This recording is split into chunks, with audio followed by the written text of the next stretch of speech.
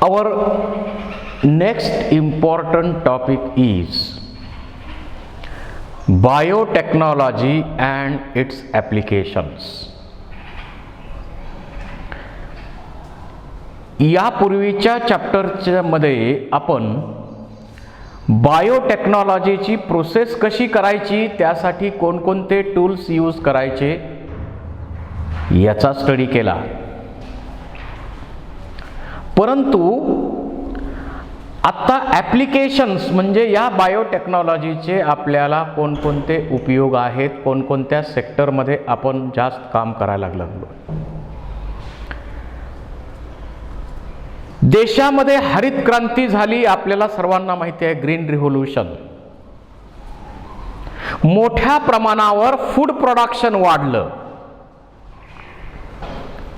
ते वाढण्याची अनेक कारणं आहेत. पूर्वीच्या काळात इरिगेशन फॅसिलिटी तेवढ्या चांगल्या नव्हत्या, नंतर इरिगेशन फॅसिलिटी उपलब्ध झाल्या. केमिकल फर्टिलायझर पूर्वीच्या काळात नव्हते, आता केमिकल फर्टिलायझर आपलं अवेलेबल झाले. पेस्टिसाइड्स अवेलेबल झाले आणि वेगवेगळ्या प्रकारे कन्व्हेन्शनल मेथड्सनी आपण ब्रीडिंग प्रोग्राम इम्प्लिमेंट केले आणि नवीन नवीन सुपेरियर व्हरायटीज आपण बनवल्या. आणि म्हणून जेवढं उत्पन्न आपल्या देशाला अपेक्षित आहे, गरजेचं आहे, त्याच्यापेक्षा जास्त उत्पन्न आज आपण घेतोय. ॲग्रिकल्चरमध्ये आपण हरित क्रांती केलेली आहे. आता या हरित क्रांतीचे खरे जनक कोण आहेत तर डॉक्टर एम.एस. स्वामीनाथन हे इंडियाचा विचार केला तर, आणि जगाचा विचार केला तर डॉक्टर नॉर्मन बोरलॉग. पुढे चॅप्टरमध्ये आहेच ते रेफरन्स आहेत, पुढं आपण त्याच्यावर चर्चा करू. तर आपण ॲग्रिकल्चर सेक्टरमध्ये भरपूर बायोटेक्नॉलॉजीचा उपयोग केला. मेडिकल सायन्स म्हणजे मेडिसिन्स बनवण्यासाठी सुद्धा मोठ्या प्रमाणावर आपण बायोटेक्नॉलॉजीचा उपयोग केला. जे डायग्नॉस्टिक टेक्निक आहेत, वेगवेगळे आजार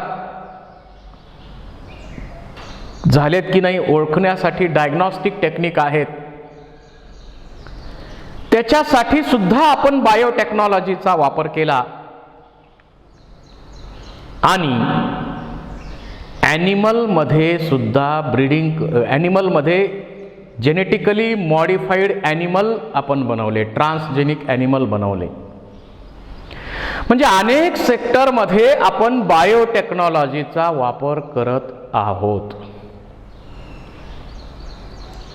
आता या चॅप्टरमध्ये आपला फोकस त्यावरच असणार आहे.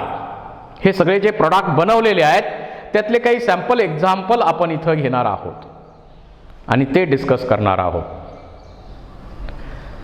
आता ॲग्रिकल्चरमध्ये बायोटेक्नॉलॉजीचा जो वापर आपण करणार आहे त्याच्यामध्ये आपल्याला काय काय पाहिजे. ॲग्रिकल्चरमध्ये बायोटेक्नॉलॉजीच्या सहाय्यानं आपल्याला पेस्ट रेजिस्टंट व्हरायटीज मिळवायच्या आहेत. का? केमिकल पेस्टिसाइड नाहीत का? तसं नाही आहे, भरपूर आहे. पण केमिकल पेस्टिसाइड हे आपल्याला हार्मफुल आहे. इकॉलॉजिकल बॅलन्स डिस्टर्ब करणारे आहे.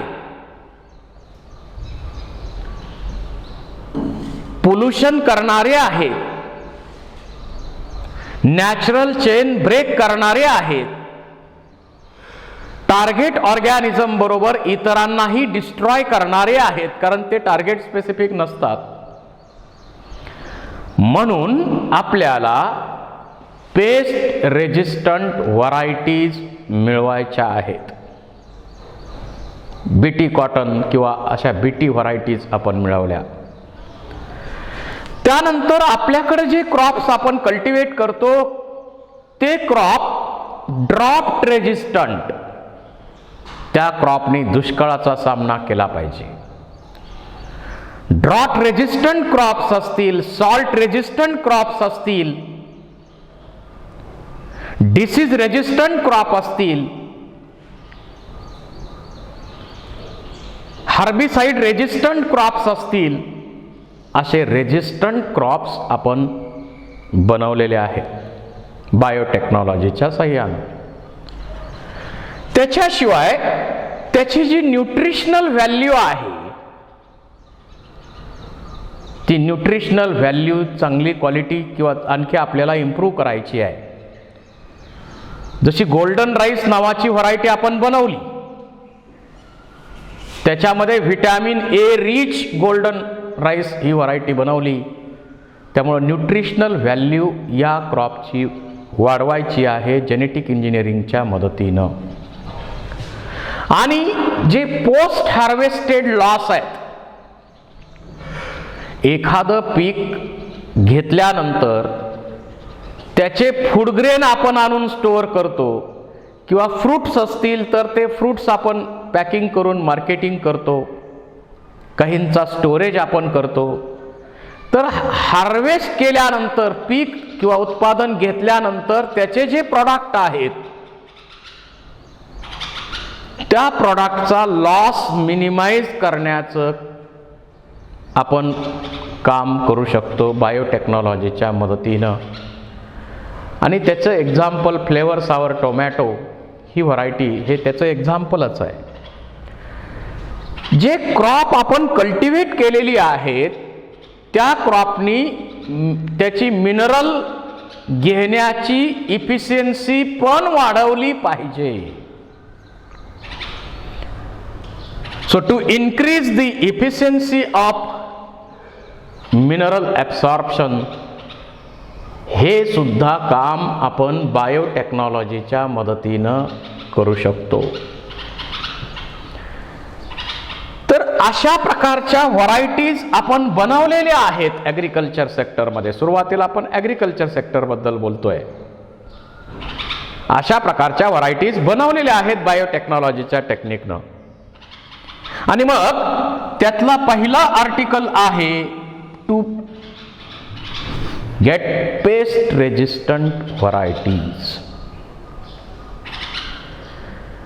वेगवेगळ्या टाईपचे इन्सेक्ट पेस्ट त्या क्रॉप प्लांटला डॅमेज करतात, डिस्ट्रॉय करतात स्टँडिंग क्रॉपला.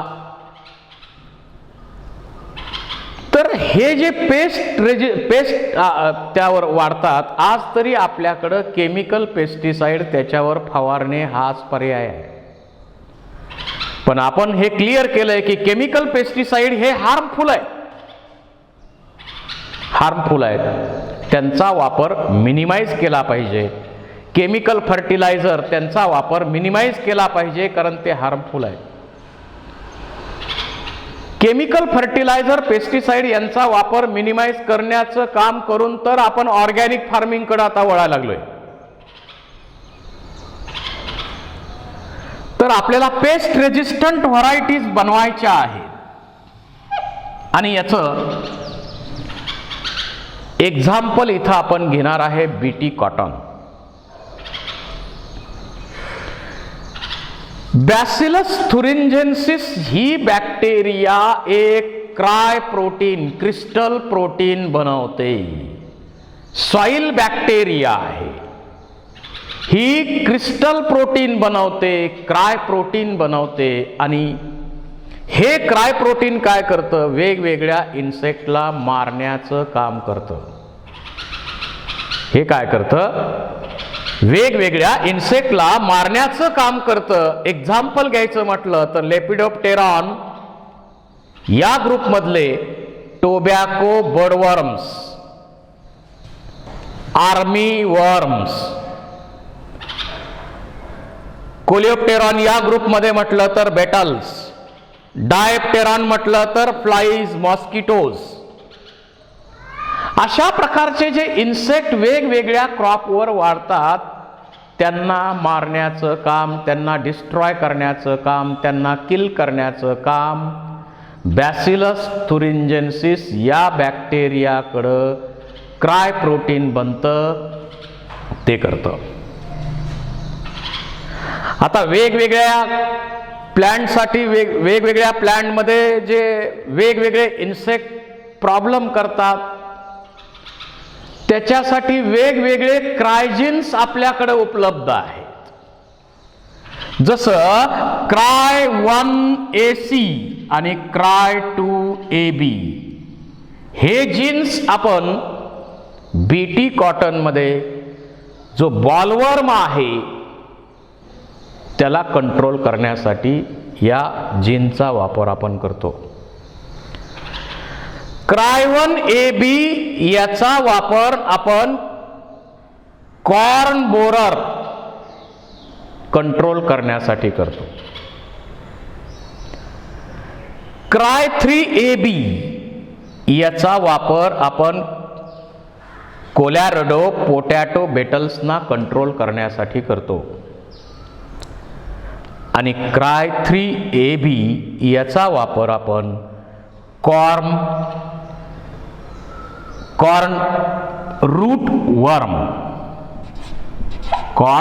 रूट वर्म याचा कंट्रोल करण्यासाठी आपण करतो.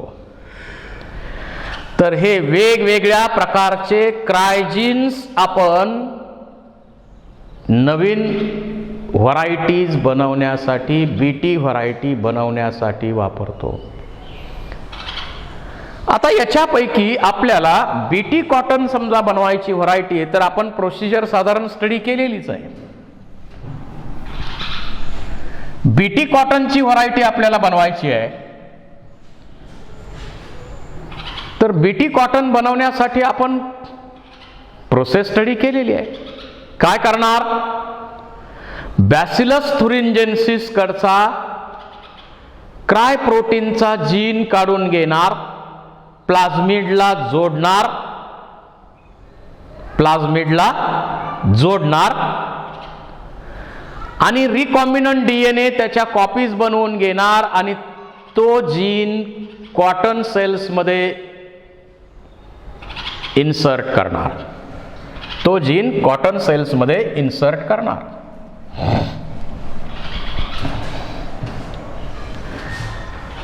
आणि जी व्हरायटी आपली बनेल ती असणार बीटी कॉटन.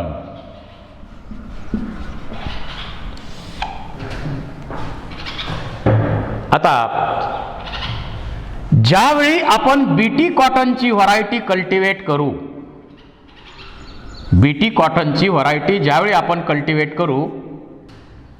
त्यावेळी हा बॉलवर्म नावाचा इन्सेक्ट काय करणार? या कॉटनची पानं खाण्याचा प्रयत्न करेल किंवा त्याचे जे फ्रुट्स आहेत त्याच्यामध्ये बोरिंग करायचं. ते फ्रूट बॉल्स आहेत त्याच्यामध्ये बोरिंग करायचं काम करेल, त्याला डिस्ट्रॉय करेल. आणि मग त्या तो इन्सेक्ट काय करेल? पानं खाल्ली समजा, बॉलवर्मनं कॉटनची पानं खाल्ली. आपण आता इन्सेक्टिसाइडल प्रॉपर्टी जी आहे ती कॉटनच्या प्रत्येक सेलमध्ये दिलेली आहे. कॉटनची प्रत्येक सेल क्राय प्रोटीन बनवू शकतील अशी प्रॉपर्टी आपण निर्माण केलेली आहे बीटी कॉटनमध्ये. ज्यावेळी बॉलवर्म त्याची पानं खाणार त्यावेळी त्या बॉलवर्मच्या बॉडीमध्ये प्रोटॉक्सिन, त्याच्यामध्ये प्रोटॉक्सिन, कोणतं प्रोटॉक्सिन? हे क्राय प्रोटीनचं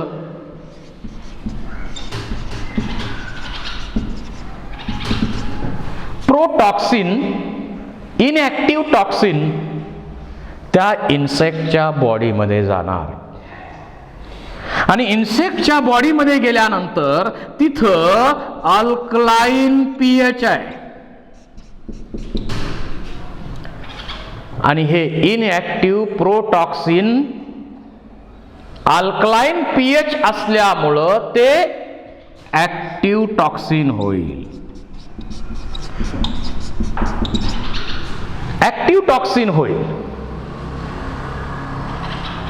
आणि हे ऍक्टिव्ह टॉक्सिन काय करतं? It combines with midgut epithelial cells of midgut. आणि इपिथेलियल सेल्सला काय केलं जाईल, त्याच्या ज्या इपिथेलियल सेल्स आहेत त्याला होल पाडले जातील, hole hole hole hole hole hole पाडणार, आणि त्या सेल शेवटी बर्स्ट होणार, आणि सेल्स बर्स्ट झाल्यामुळं इन्सेक्ट किल केला जाईल. बॉलवर्मनं ज्यावेळी बीटी क्रॉप मधला जे पार्ट असतील, कुठल्याही पार्टवर त्यानं आक्रमण केलं, तर त्याच्यामध्ये असणारं जे प्रोटॉक्सिन आहे इनॅक्टिव्ह फॉर्म मध्ये आहे, ते इन्सेक्टच्या बॉडीमध्ये गेल्यानंतर अल्कलाइन पीएच मुळे ते ऍक्टिव्ह होतं, आणि मग ते टॉक्सिन काय होतं, मिडगटच्या ज्या इपिथेलियल सेल्स आहेत त्या सेल्स बरोबर कंबाईन होईल, त्यांना पोर्स त्याच्यामध्ये हे करेल, आणि या सेल्स शेवटी बर्स्ट होतील आणि इन्सेक्ट मरेल. आता तुम्ही क्वेश्चन एखाद्या वेळी असा विचारला तर तुम्हाला माहिती असली पाहिजे की हेच प्रोटीन, हे प्रोटॉक्सिन जर आपण खाल्लं तर ठीक आहे, कॉटन काय आपण खात नाही, पण बीटी ब्रिंजल आपण खातोय ना, बीटी कॉर्न आपण खाणार ना, बीटी टोमॅटो आपण खाणार ना, बीटी राईस आपण खाणार ना, त्यावेळी मग हे आपल्यालाही मारणार का? नाही. मला सांगा, आपल्या सुरुवातीलाही स्लाइट ऍसिडिक पीएच आहे, आणि आपल्या स्टमक मध्ये तर मेजॉरिटी हे तर प्रोटीन डायजेशन इथं होतंय, आणि इथं स्ट्रॉंग ऍसिडिक पीएच आहे, त्यामुळं ते प्रोटीन आपल्या शरीरात जरी आलं तरी ते इनॅक्टिव्ह राहतं, आपल्याला कुठलाही धोका याचा नाही. हा त्याचा ॲडव्हान्टेज आहे, हा त्याचा ॲडव्हान्टेज आहे. मग अशी जर कॉटन व्हरायटी आपण लावली तर बॉलवर्मचा त्रास त्या व्हरायटीला होणारच नाही. आता इन्सेक्टिसाइडचा वापर करायची गरज नाही, बॉलगार्ड फवारा, हे फवारा, ते फवारा, काही करायची गरज नाही आहे. म्हणून आज आपण मोठ्या प्रमाणावर कॉटनमध्ये बीटी कॉटनच्या व्हरायटीच्या कल्टिवेशनसाठी परमिशन दिलेली आहे. सगळ्याच जेनेटिकली मॉडिफाईड क्रॉपसाठी आपण परमिशन दिलेली नाही, त्याच्यासाठी कमिटी बनवलेली आहे. पण बीटी कॉटनला परमिशन देण्यामध्ये काही अडचण नाही, कारण आपण ते काही खात नाही आहे, त्यामुळे आपल्याकडे परमिशन आहे. बीटी कॉटनला परमिशन आहे. परंतु बीटी व्हरायटी आपल्याला कितीतरी बनवता येतील. समजा आपण बीटी ब्रिंजल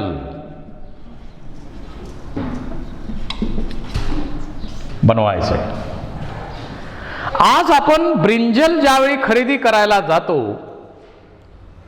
त्यावेळी त्याला होल पाडलंय का, त्यात आळी आहे का, त्यात हा वर्म आहे का, या वर्मची आळी त्यात आहे का, हे चेक करून आपण वांगी खरेदी करतो. म्हणजे वर्म्स तिथंही आपली क्वालिटी फूड ग्रेनची कमी करताय. पण ज्यावेळी कधी बीटी ब्रिंजल मार्केटला येईल त्यावेळी आपण चेक करायची गरज पडेल का? सरळ अर्धा किलो वांगी द्या, पाव किलो वांगी द्या, जे काही असेल ते वांगी आपण डायरेक्ट घेणार, निवडत बसायची आवश्यकता भासेल का? नाही. बीटी कॉर्न आहे, बीटी टोमॅटो आहे, बीटी राईस आहे, अनेक प्रकारच्या बीटी व्हरायटीज आपण डेव्हलप केलेल्या आहेत. अशा प्रकारे पेस्ट रेजिस्टंट व्हरायटीज आपण या ठिकाणी बनवलेल्या आहेत. त्याच्या बरोबरीनं आपण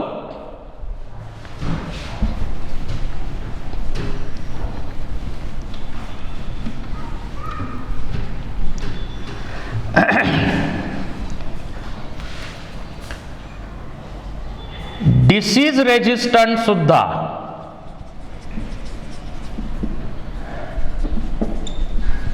व्हरायटीज बनवल्या.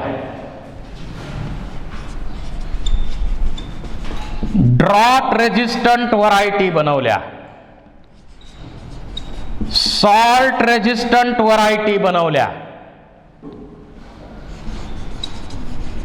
हर्बिसाइड रेजिस्टंट व्हरायटीज बनवल्या. आता ड्रॉट रेजिस्टंट व्हरायटी बनवायची असेल किंवा यातली कुठली जरी व्हरायटी बनवायची असेल तर कशी बनवता येईल ती? समजा आपण बाहेर पाहतोय की आपण जे क्रॉप कल्टिवेट करतो त्या क्रॉपला, एखाद्या क्रॉपला समजा दर आठवड्याला पाणी लागत असेल, एखाद्या क्रॉपला 15 दिवसाला पाणी लागत असेल. तेवढ्या दिवसात पाणी मिळालं नाही तर ते क्रॉप सुकून जाईल.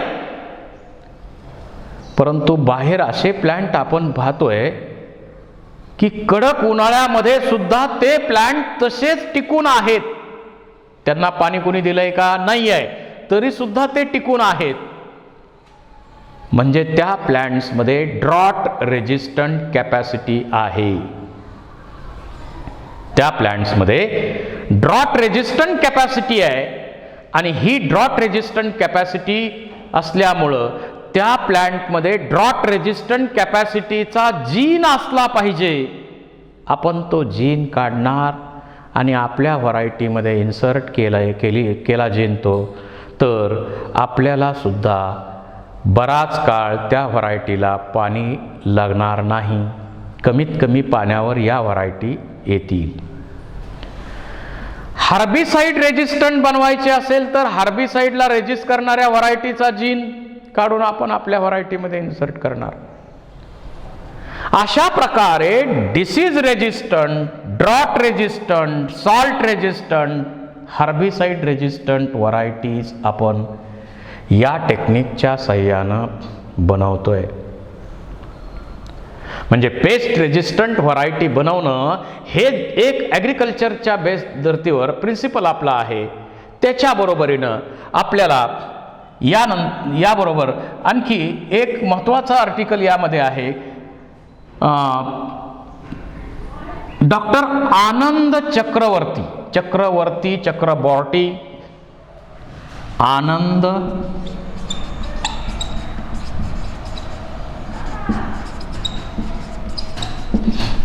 चक्रबॉर्टी, आपल्याकडे चक्रवर्ती म्हणतो आपण, यांनी एक सुपरबग बॅक्टेरिया बनवली. सुडोमोनास या बॅक्टेरियामध्ये मॉडिफिकेशन केलं आणि सुपरबग बॅक्टेरिया बनवली. आता ही जी बॅक्टेरिया बनवली ती बॅक्टेरिया आता आपल्याकडं समजा समुद्रामधून हे क्रूड ऑइल वाहून नेणारे अनेक जहाजं असतात. ॲक्सिडेंट होतात, काही वेळा लिकेज होतं. ते क्रूड ऑइल समुद्राच्या पाण्यावर पसरतं, तिथलं ॲक्वॅटिक लाईफ धोक्यात येतं. मग आपण वेगवेगळ्या टेक्निकचा वापर करून ते पाण्यावर तरंग जो आहे तो काढण्याचा प्रयत्न करतो. परंतु त्याच्यावर चांगला पर्याय कोणी शोधला आहे तर आनंद चक्रवर्ती यांनी तो शोधला. त्यांनी सुपरबग बॅक्टेरिया, तिथं ऑइल खाणारी बॅक्टेरिया, ही बॅक्टेरियाचं कल्चर तिथं टाकलं तर बरं दर काही मिनिटामध्ये ही बॅक्टेरिया डबल होते. त्यामुळं पुन्हा काही करायची गरज नाही. दर काही मिनिटात डबल होणार, ऑइल खाणार डबल होणार, ऑइल खाणार डबल होणार, ऑइल खाणार डबल होणार, ऑइल खाणार डबल होणार. अशाही प्रकारच्या काही मायक्रो ऑर्गॅनिझमची, जेनेटिकली मॉडिफाईड मायक्रो ऑर्गॅनिझमची निर्मिती आपण केलेली आहे. आपण परत जॉईन होऊ आणि पुढचं आर्टिकल कंटिन्यू करू.